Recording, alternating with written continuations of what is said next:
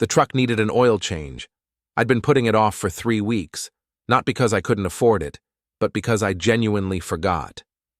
That's what happens when you work from home, staring at shipping manifests and logistics contracts until your eyes blur.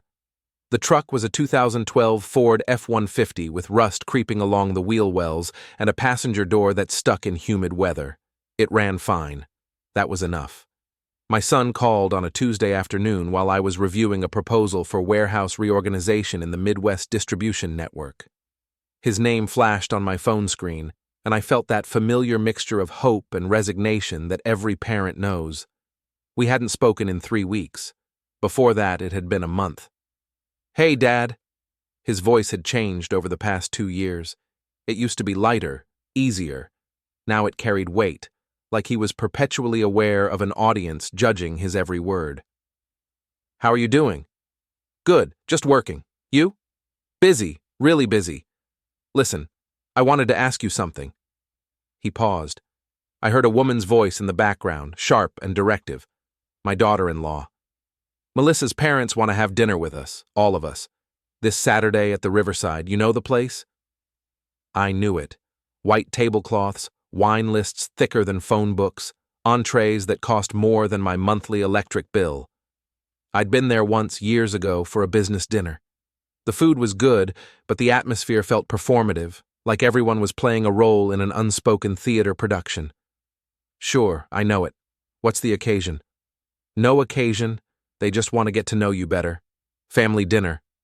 Another pause. "Can you make it?" There was something in his tone, not quite pleading but close, like he needed me to say yes but wasn't sure I would. Or maybe he wasn't sure he wanted me to. "I'll be there. What time?" 7. Dress nice, okay? It's that kind of place." After he hung up, I sat in my home office, looking at the walls. They were plain beige, unchanged since we'd bought the house in 1998. The furniture was functional, a desk I'd built myself from pine boards, a chair I'd picked up at an estate sale, metal filing cabinets that had seen better days. The carpet was original to the house, a bland tan that showed every stain but somehow never looked dirty enough to replace. My wife appeared in the doorway, holding a coffee mug with a chipped handle. She was wearing her gardening jeans and one of my old flannel shirts, sleeves rolled to her elbows. At 53, she still moved like a dancer, precise and deliberate. "Let me guess," she said. "The in-laws want to meet the peasant father. Family dinner, Saturday night, the Riverside." She laughed, but it wasn't a happy sound. "They're testing you." "I know. What are you going to do?" I'd been thinking about that question since my son's voice had gone careful and measured, like he was handling something fragile and potentially dangerous. My relationship with him had been deteriorating for 2 years, ever since he'd married Melissa. Not all at once. That would have been easier to identify and address. Instead, it was a slow erosion, like water wearing away stone. Missed birthdays, forgotten phone calls, conversations that felt rehearsed, as if he was reciting lines someone else had written. Melissa came from money. Real money. The kind that spans generations and builds legacies. Her father owned a chain of high-end home goods stores throughout New England, places that sold organic cotton sheets for $800 and handcrafted cutting boards that cost more than most people's monthly grocery bills. They lived in a restored Victorian mansion on the hill overlooking town, the kind of house that appeared on historical society tours and Christmas cards. My son had been working for his father-in-law for 18 months now, managing one of the flagship stores. He wore expensive suits and drove a leased Mercedes. His social media profiles showed him at charity galas and wine tastings, always with Melissa at his side, both of them smiling with the practiced ease of people who'd learned to perform happiness. "I'm going to play along," I told my wife. "I want to see what they do." She came into the room and sat on the edge of my desk, setting her coffee down carefully. "You're going to pretend to be broke. Not broke, just struggling. Simple. The way they already see me." "That's dangerous." "Maybe."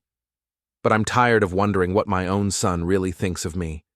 This will tell me everything I need to know." She was quiet for a moment, studying my face with that unnerving ability she had to read my thoughts. "You're hurt." "Yeah, I am." "Then hurt them back, but be smart about it." That was my wife. No platitudes about forgiveness or taking the high road. She'd grown up poor, genuinely poor, in a way I'd never experienced. Her father had worked 3 jobs and still couldn't always keep the lights on. She'd earned scholarships, worked through college, built herself into someone formidable.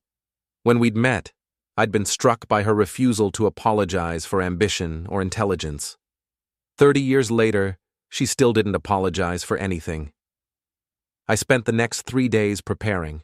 Not in any obvious way. I didn't research my son's in-laws or dig through public records. Not yet. First, I needed to understand the terrain. I needed to see the shape of the trap before I decided whether to spring it or dismantle it.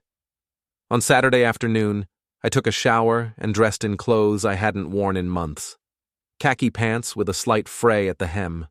A button-down shirt that was clean but clearly old. The fabric soft from years of washing. A tie I'd bought at a department store in 2004, conservative and outdated. My shoes were scuffed brown Oxfords that I'd resoled twice. I looked at myself in the mirror and saw exactly what I intended. A man past his prime, struggling quietly, trying to maintain dignity while life slowly eroded his options. My wife came up behind me, meeting my eyes in the reflection. She was wearing a simple blue dress, nothing flashy, and minimal jewelry. "We look like we're going to a job interview at a funeral home." That's the idea. "They're going to eat you alive. Let them try." The drive to the Riverside took 20 minutes. I piloted the truck through downtown, past the boutiques and coffee shops that had replaced the hardware stores and diners I remembered from when we'd first moved here.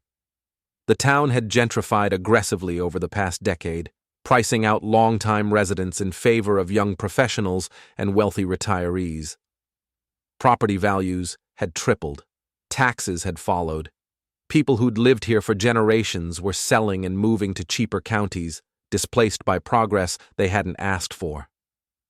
The restaurant sat on a bluff overlooking the river, all glass walls and modernist architecture designed to showcase the view. The parking lot was full of luxury vehicles, BMWs, Audis, a few Teslas. My truck looked like a refugee from a different era, battered and apologetic. Inside, the hostess greeted us with a smile that flickered slightly when she saw my clothes. "Reservation name?" "Thompson. We're meeting the Ashworth party." Her smile stabilized into professional courtesy. "Of course. Right this way." The dining room was exactly as I remembered. Soft lighting, murmured conversations, the gentle clink of expensive silverware on expensive plates. We wove between tables occupied by people who'd learned to eat slowly, to savor not just the food, but the experience of being somewhere that required reservations and dress codes.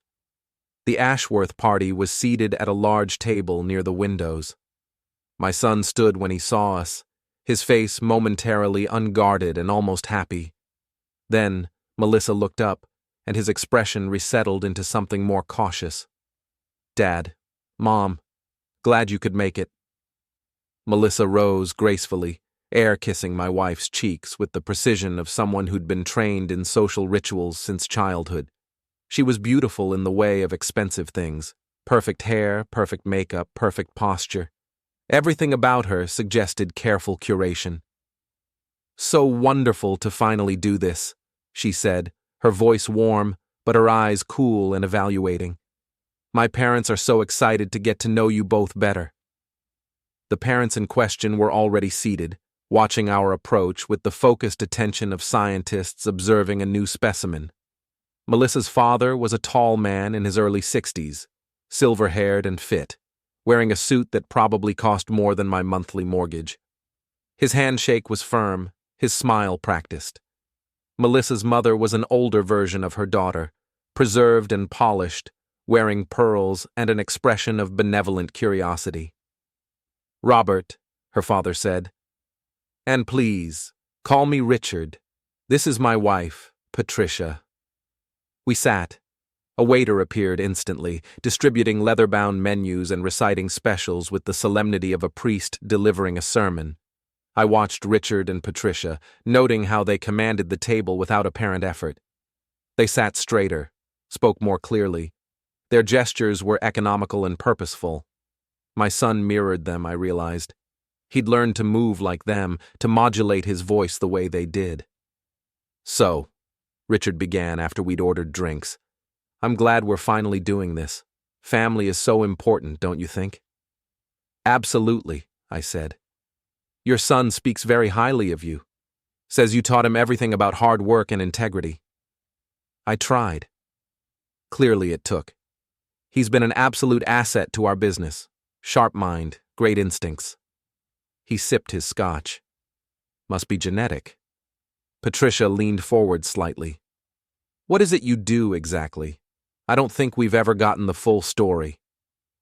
Here it was, the first probe, testing to see if I'd embellish or evade. I kept my face open and honest. "Consulting work, logistics and supply chain management. I work from home mostly, contract basis. Consulting." She said it like she was tasting an unfamiliar wine. "That must be flexible." "It is." "And business is good?" My wife's foot touched mine under the table. A warning or a reminder, I wasn't sure which. "It's steady, enough to get by." The phrase landed exactly as I'd intended. I saw Patricia exchange a glance with Richard, quick and meaningful. Melissa's smile tightened at the corners. Only my son looked uncomfortable, shifting in his seat and studying his menu with intense focus. Dinner arrived in stages, each course more elaborately presented than the last. The conversation flowed around neutral topics, weather, local politics, upcoming holidays. But underneath I felt the current of something else, a tension building toward an inevitable confrontation. They were waiting for the right moment, measuring me, preparing. It came between the main course and dessert. Richard set down his wine glass and looked at me directly. "Robert, I want to talk to you about something. An opportunity, really." "Okay." "Your son and Melissa are looking to buy a house. A real house, something substantial. They've found a beautiful property, 5 bedrooms, renovated, excellent location. The kind of place where they can build a real life, maybe start a family." "That sounds great." "The thing is, the mortgage is significant. $900,000. They're putting down a good chunk, but the bank wants a co-signer, someone with established credit and equity." The table had gone quiet. My wife was motionless beside me, barely breathing. My son was staring at his plate, jaw tight. "You want me to co-sign their mortgage," I said. "We want to give them the best possible start," Patricia said smoothly. "And frankly, you're not in a position where you're likely to be leveraging your credit for anything major. This would be a wonderful way to help your son." The phrasing was exquisite. Not, "Can you help?" but "You should help." Not, "Would you consider?" but "You're not using your credit anyway." And underneath it all, the clear implication, you're not important enough to need good credit for yourself. I looked at my son. "Is this what you want?" He met my eyes, and for a moment I saw something there. Shame, maybe, or recognition. But then Melissa's hand touched his arm, and whatever I'd glimpsed vanished. "Dad, it's a great opportunity. The house is perfect. And honestly, it's not like it's a risk for you. We're good for the payments. You know that." "It would really mean a lot to us," Melissa added. Her voice was sweet, but her eyes were calculating. "My parents help family all the time. That's what family does, right? Unless—" She let the word hang. "Unless you can't." There it was. The trap was sprung. Either I agreed, revealing weakness by doing exactly what they wanted, or I refused, revealing weakness by admitting I couldn't help my own son. But they'd made a mistake. They'd assumed I was what I appeared to be, a struggling middle-aged man sliding toward irrelevance, grateful for whatever scraps of respect my son's new family might offer. They'd looked at my truck and my clothes and my quiet life and drawn all the obvious conclusions. They had no idea who I actually was. Richard reached into a briefcase beside his chair and withdrew a manila envelope. He slid it across the table toward me. We took the liberty of having the paperwork drawn up. Just needs your signature. We figured we'd make it easy for you. I picked up the envelope. It was thick, full of documents already prepared, my name already typed into the relevant fields. They'd filled everything out.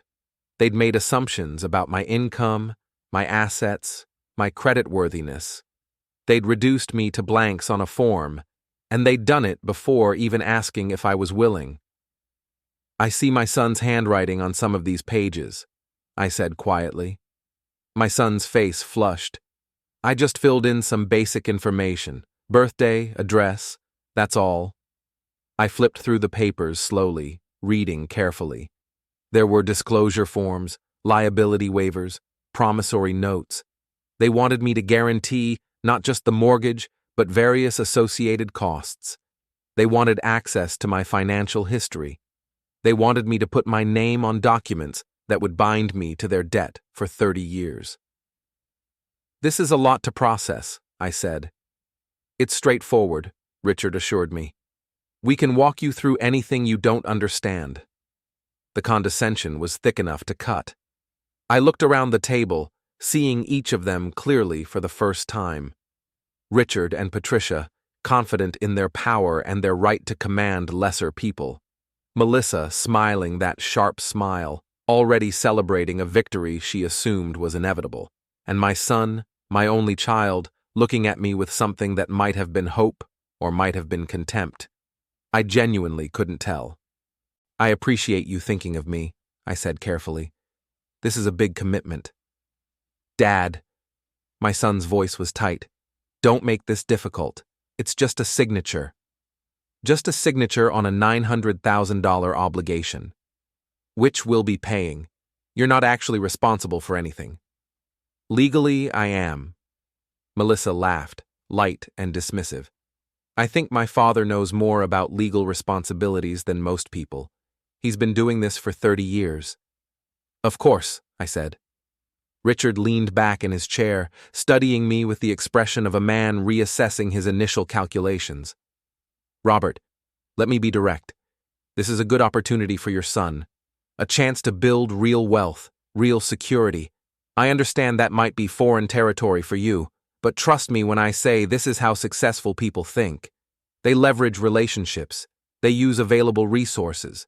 They don't let pride or fear hold them back. I understand. So you'll sign. It wasn't quite a question, more like a confirmation of something already decided. I set the envelope down carefully. Give me 48 hours. I want to review everything with my wife, make sure I understand all the implications. The temperature at the table dropped 10 degrees. 48 hours? Patricia's voice had lost its warmth. Richard explained everything. What's there to review? I like to be thorough. Dad. My son was no longer trying to hide his frustration. This isn't that complicated. They're offering to help us, and they need you to do one simple thing. Don't embarrass me by making this into some big production. Don't embarrass me. The words hung in the air like smoke. My wife's hand found mine under the table, squeezing once, hard. I'm not trying to embarrass anyone, I said evenly. I'm asking for 2 days to review a major financial commitment. That seems reasonable. Melissa leaned toward my son, her voice pitched just loud enough for the table to hear. I told you he'd do this. Some people just can't see opportunities when they're handed to them. Melissa, my son started, but she cut him off with a look. Richard signaled the waiter for the check. Well, I suppose we can wait 2 days. But Robert, I want you to think seriously about what you're doing here. This isn't just about a house. It's about whether you're willing to be part of your son's future, whether you're the kind of man who steps up for family or the kind who finds excuses. Patricia added, These people don't understand investments. They think small. These people, not you, them, the others, the lesser ones. I smiled politely and said nothing. The dinner ended with strained goodbyes. My son walked us to our truck, his face tight with barely controlled anger. "What are you doing?" he demanded once we were out of earshot. "Reading legal documents before I sign them, like a responsible adult. They're trying to help us, help me, and you're acting like they're trying to screw you over. Are they?" He stared at me, and in that moment I saw my son as he'd become. Not the boy I'd raised, curious and kind and open to the world. This was someone else, someone who measured people by their usefulness, who'd learned to see his own father as a problem to be managed rather than a person to be respected. "You know what your problem is?" he said. "You've been living small for so long, you don't know how to think big. They're offering us a real chance at something better, and you can't get past your own fear." "Maybe you're right. 2 days, Dad. That's it. Then I need an answer." He walked back to the restaurant without saying goodbye. My wife and I sat in the truck for a long moment, watching through the windows as my son rejoined his new family. They were laughing about something, relaxed now that we were gone. "That was worse than I expected," my wife said quietly. "Yeah. What are you going to do?" I started the engine. The truck coughed once, then settled into its familiar rumble. "I'm going to give them exactly what they asked for." Which is? They wanted to see how a poor person reacts when pushed into a corner. I'm going to show them. As we pulled out of the parking lot, I caught a glimpse of my son through the restaurant window. He was gesturing animatedly, explaining something to Melissa's parents. They were nodding, smiling, approving. He belonged to them now. But they had no idea that the man they'd mocked at that table controlled the fate of their entire business empire. That knowledge settled in my chest like a stone, cold and hard and patient. 2 days. They wanted 2 days. I'd need less than 1. Before we continue, hit the hype button, subscribe, and like the video to help the channel grow. Tell us which city you are from in the comments. We'd love to get to know our audience better. Sunday morning, I woke at 5, dressed in running clothes, and went for a long drive instead of a run. The town was empty at that hour, just the gray light of dawn creeping over the hills and the occasional car passing on the main street. I drove past the Ashworth flagship store, a massive renovated warehouse on the edge of downtown. It was dark, closed, but I knew its bones intimately. Not because I'd been there as a customer, because 3 years ago, I'd consulted on the logistics network that supplied it. My wife was making coffee when I got home. She handed me a mug without speaking, and we sat at the kitchen table in companionable silence. After 30 years, we'd learned to communicate without words. She knew I was working through something. She knew better than to rush me. "Tell me," she finally said. I pulled out my phone and opened my work email. The messages went back 8 years, thousands of them, documenting my role as a senior logistics consultant for Paramount Distribution Solutions. It was a deliberately boring name for a company that controlled the movement of goods throughout the northeastern United States. We handled supply chains for retailers, manufacturers, importers. We were the invisible infrastructure that kept stores stocked and businesses running. I'd started with them as a contractor in 2011, brought on to optimize a struggling regional network. I'd rebuilt their entire system from the ground up, implementing new protocols and establishing relationships with vendors across the supply chain. By 2014, I was their highest-paid consultant, earning a monthly retainer that exceeded most people's annual salaries. The work was technical, tedious, and incredibly powerful. I knew which warehouses supplied which retailers. I knew delivery schedules, inventory systems, vendor relationships. I knew the weak points in every supply chain, the places where a single disruption could cascade into a crisis. And I knew that the Ashworth Home Collection, Richard's flagship chain of luxury home goods stores ran on margins so thin that any significant supply disruption would be catastrophic. I'd consulted on their account personally. 3 years ago, when they were expanding from 2 stores to 5, they'd come to Paramount looking for reliable, cost-effective distribution. I'd reviewed their proposal, analyzed their needs, and designed a custom logistics solution that saved them 40% on shipping costs while ensuring consistent inventory flow. They had no idea it was me. The proposal had gone through Paramount's sales team. My name appeared nowhere on the client-facing documents. To Richard and Patricia Ashworth, I was just another link in a long chain of forgettable service providers. But I had access to everything: their shipping schedules, their vendor contracts, their inventory management systems, and most importantly, I had relationships with the people who kept their business running. "How bad can you make it for them?" my wife asked. "Bad enough that they'll never recover. Without breaking any laws? Everything I do will be completely legal. I won't hack anything. I won't steal anything. I'll just make suggestions to people who trust my judgment. I'll point out policy violations they should have been enforcing all along. I'll recommend that vendors prioritize other clients who pay faster or order more consistently." She sipped her coffee, thinking. "What about your son?" That was the question I'd been avoiding. "He works for them. If their business collapses, he loses his job. He chose them over you. He's still my son. Then maybe he needs to learn what it costs to choose wrong." I looked at her, this woman who'd stood beside me for 3 decades, who'd raised our son with fierce love and zero tolerance for weakness. She was right. My son had made his choice. He'd looked at the man who'd raised him and decided he was insufficient. He'd embraced a new family that measured worth in dollar signs and social status. If I did nothing, I'd be validating that choice. I'd be teaching him that disrespect carried no consequences, that he could treat me like a convenient tool and I'd just accept it. "I'm not doing this for revenge," I said. "Yes, you are, and that's okay. Some people deserve consequences." I spent the rest of Sunday mapping out a strategy. It had to be surgical, precise. Nothing that could be traced directly back to me, but everything designed to create maximum disruption with minimum effort. The Ashworth stores operated on a just-in-time inventory model. They didn't warehouse large quantities of goods because that required capital and storage space. Instead, they ordered products as needed, relying on quick turnaround from suppliers and distributors. It was efficient when it worked, catastrophic when it didn't.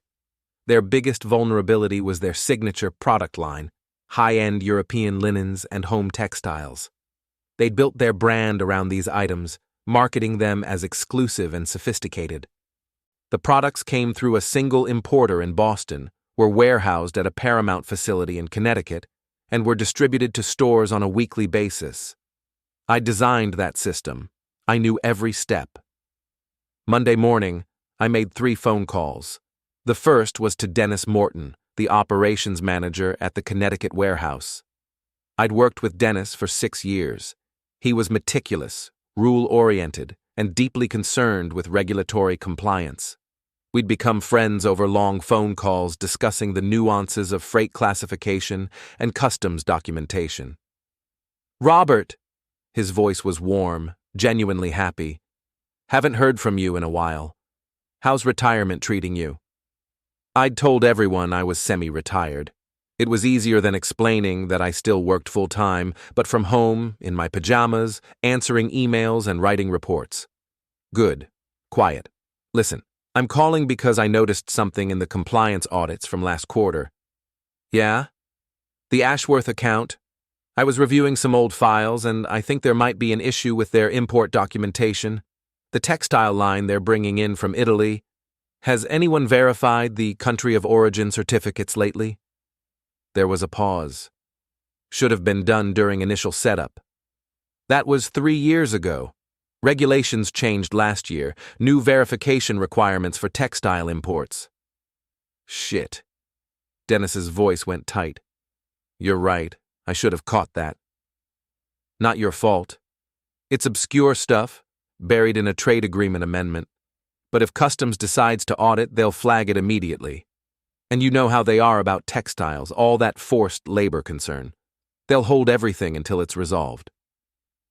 How long would that take? Weeks, maybe months if the importer doesn't have clean documentation.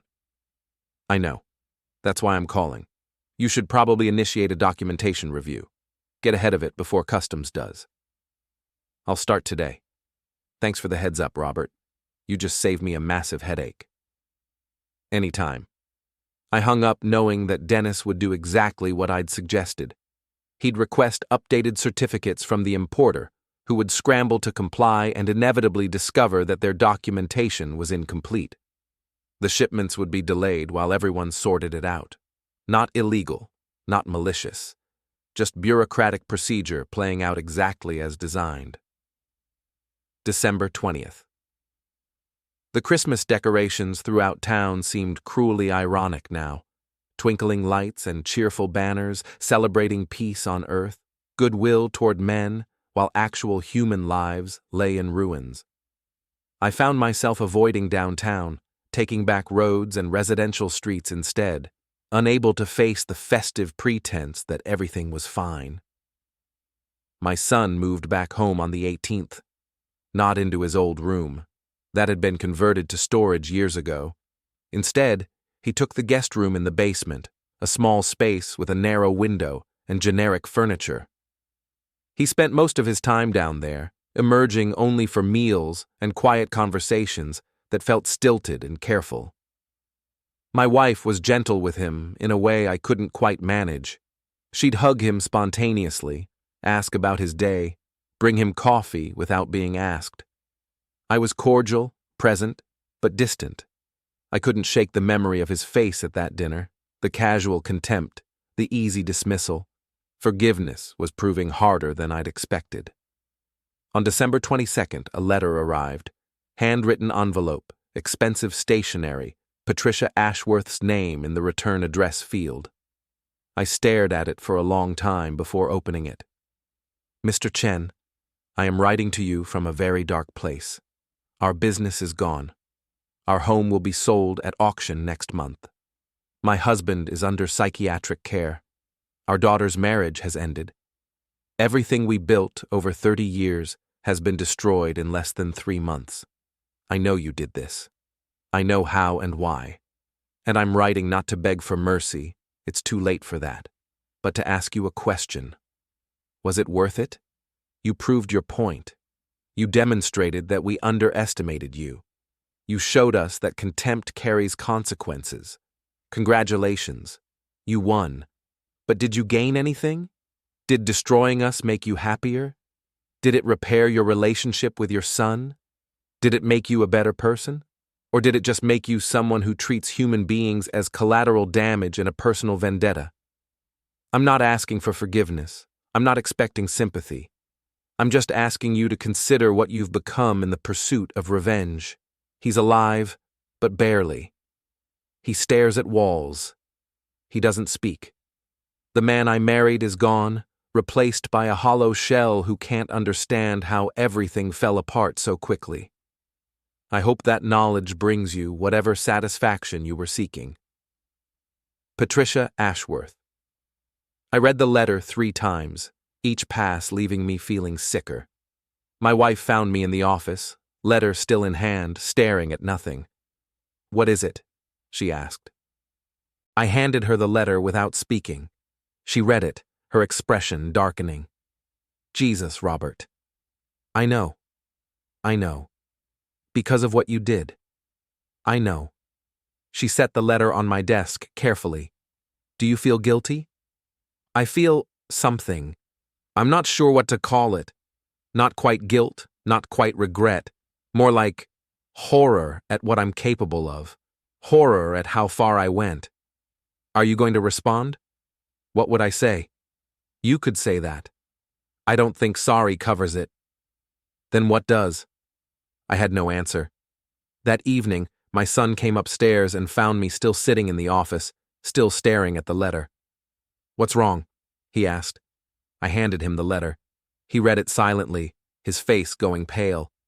Oh my God. Yeah. Dad, you have to do something. You have to help them. There's nothing I can do. The business is liquidated. The house is being auctioned. The damage is done. Then at least apologize. At least acknowledge what you did.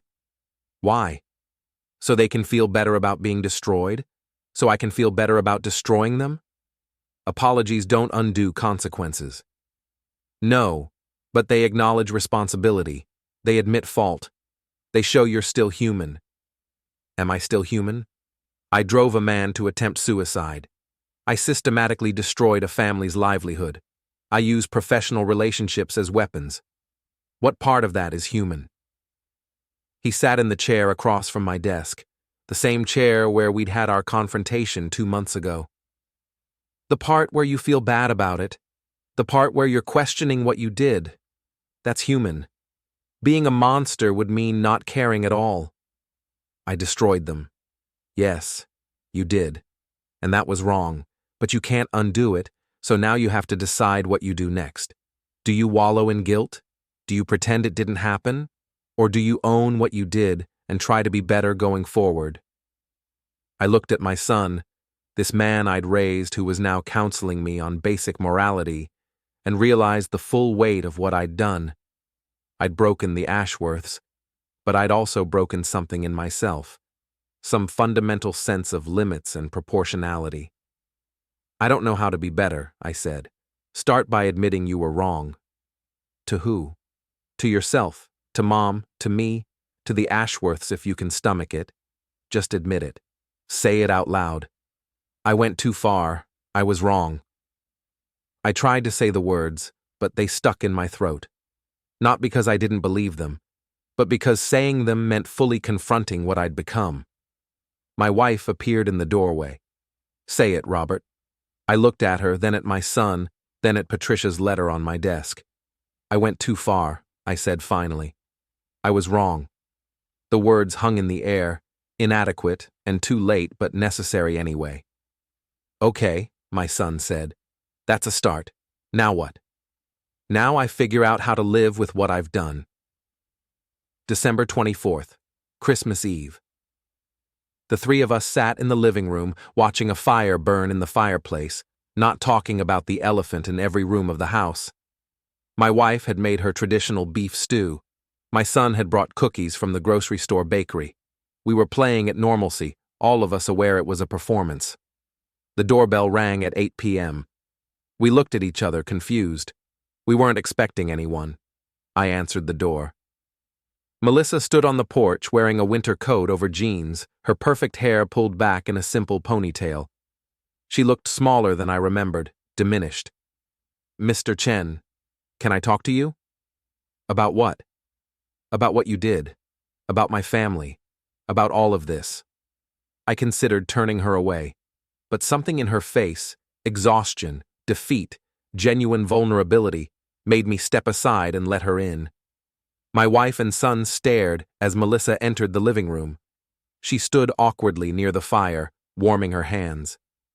I'm not here to yell at you, she said. I'm not here to blame you. I just want to understand. Why did you do it? Why did you destroy everything? You were there, I said. At that dinner. You heard how they treated me. They were rude. I'm not denying that. But did that justify destroying them completely?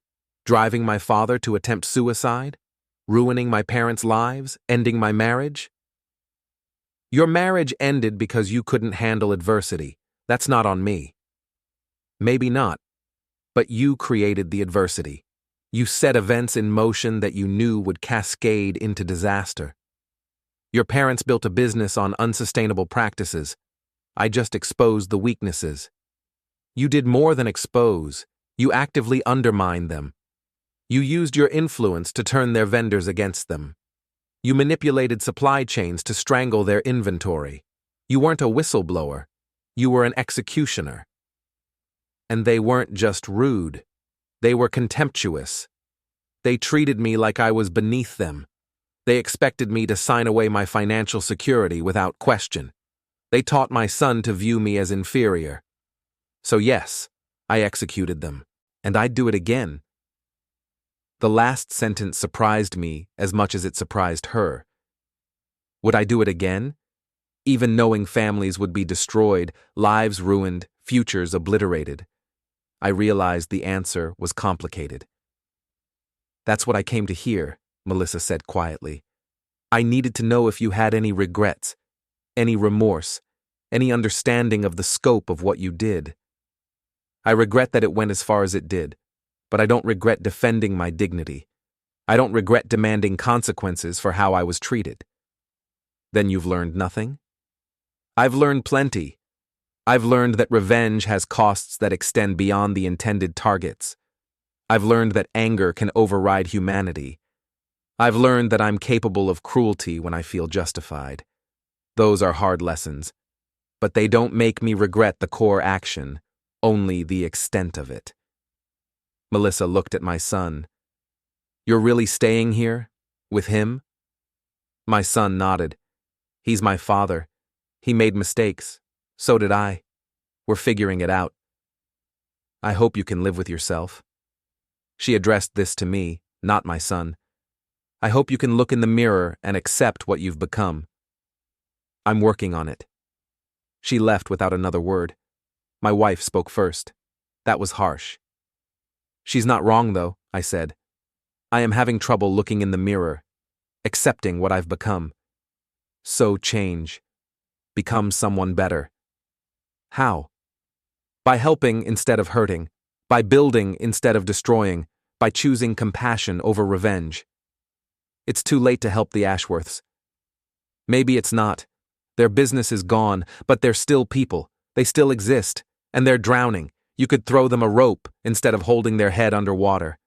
I thought about Patricia's letter, about Richard in psychiatric care, about the house being auctioned, about lives in free fall.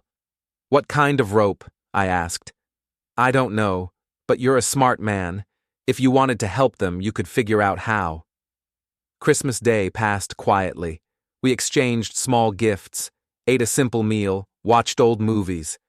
My son and I had a long conversation in the evening, sitting by the fire, talking about what came next for both of us. I need to find a job, he said. Something far away from home goods and luxury retail, something that doesn't remind me of all this. What are you interested in? I don't know anymore. I thought I wanted money and status.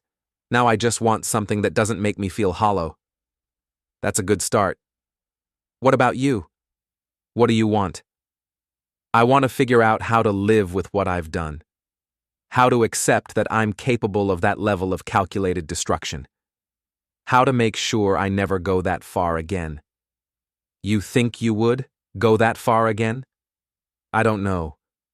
Part of me says no, I've learned my lesson. But another part remembers how good it felt to dismantle them. How satisfying it was to prove I was more powerful than they assumed. And that part scares me. Then maybe you should focus on the scared part. Use it as a guardrail. That's probably good advice.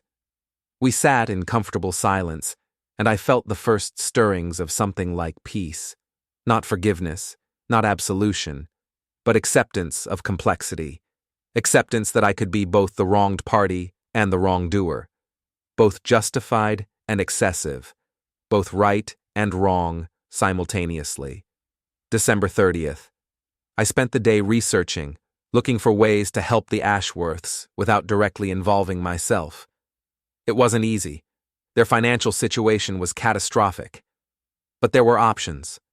Small ones. Insufficient, but better than nothing.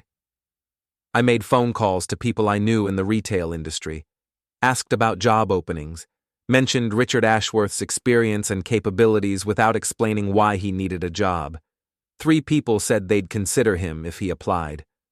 I contacted a bankruptcy attorney I'd worked with years ago, asked him to reach out to the Ashworths, offer consultation pro bono, help them navigate the liquidation process in a way that preserved whatever assets could be saved. I spoke with Tom Paulson at Tri-State, asked him to forgive the outstanding $40,000 the Ashworths owed, write it off as bad debt instead of pursuing collection. He resisted, but I called in favors and made it happen. None of it was enough. None of it came close to repairing the damage I'd caused, but it was something. Small gestures toward restitution, tiny steps toward becoming someone slightly less monstrous. My wife watched me work, asking occasional questions, but mostly just observing. "Does this make you feel better?" she asked finally. "No, but it makes me feel less horrible. That counts for something." "Are you going to tell them you're behind these small mercies?" "No, let them think it's random kindness from strangers. They don't need to know I'm trying to salve my conscience." "Is that what you're doing? Salving your conscience?" "I don't know. Maybe. Or maybe I'm just trying to prove I'm still capable of being decent. That I haven't completely lost myself in the pursuit of revenge." "You haven't lost yourself. You're just discovering new parts of who you are.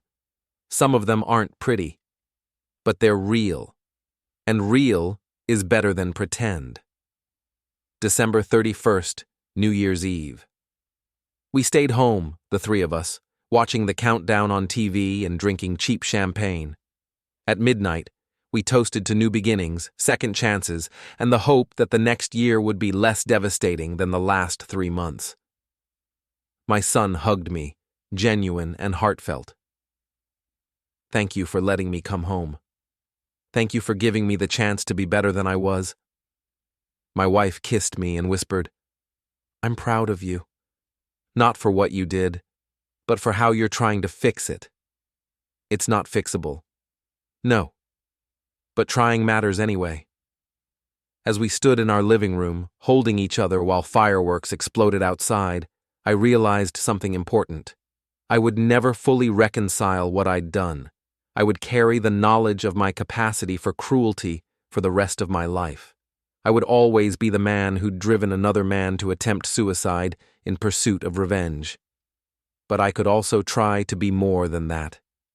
I could try to be the man who learned from his mistakes, who chose compassion over cruelty going forward, who helped instead of hurt when given the choice. It wouldn't erase what I'd done.